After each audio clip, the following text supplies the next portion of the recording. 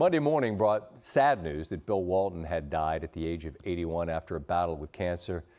71, I beg your pardon, a one-of-a-kind personality who also happened to be a Hall of Fame basketball player. Walton, a national fixture in the world of basketball over the last half-century as a college superstar, an NBA MVP in the finals, and a beloved broadcaster. Adam Silver, commissioner of the league, said in a statement, Bill Walton was truly one of a kind.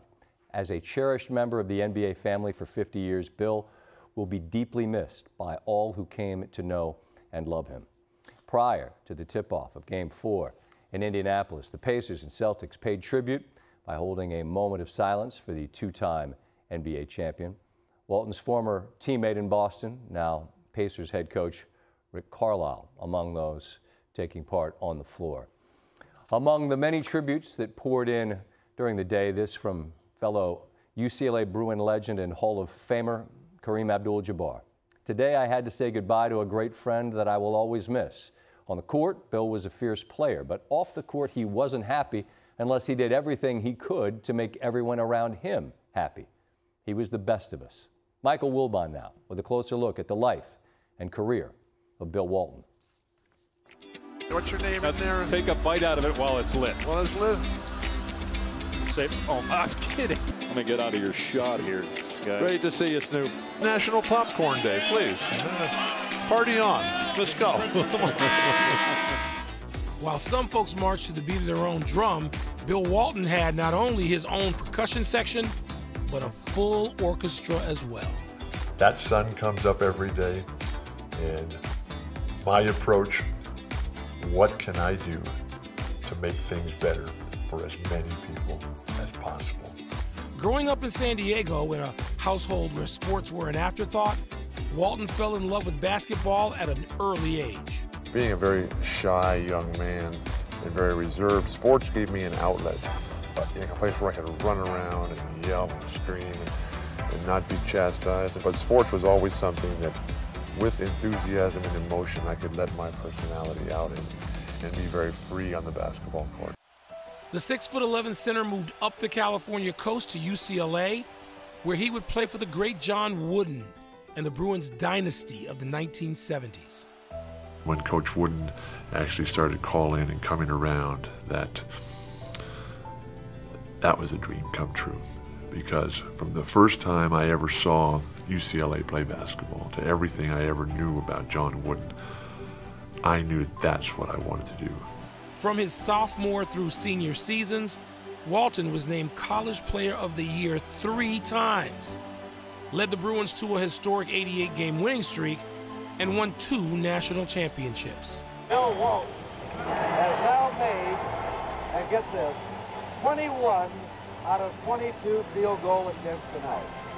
At a time when black athletes like Muhammad Ali, Bill Russell, and Jim Brown stood at the forefront of the civil rights movement, Walton was one of the few white stars who publicly took anti-government and social justice stances, which led to his arrest during the tumult of the 1970s. I grew up in an environment where I was encouraged by my parents and by my coaches to question authority, to think for myself and to have an opinion.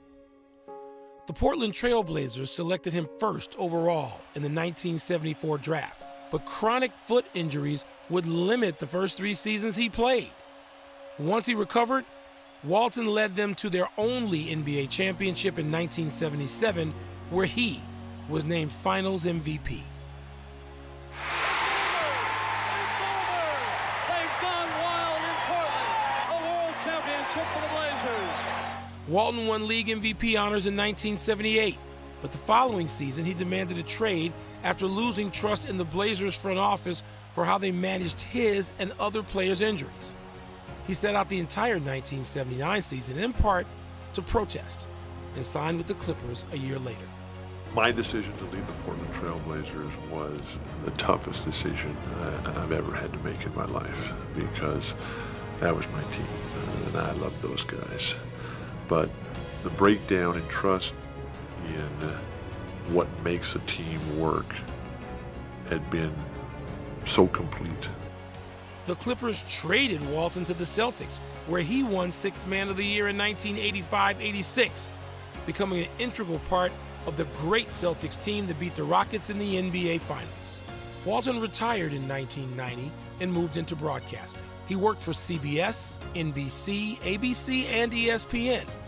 And as a man who once shied away from speaking due to severe stuttering, Walton became known for his blend of incisive yet unconventional commentary that endeared him to multiple generations of viewers and listeners.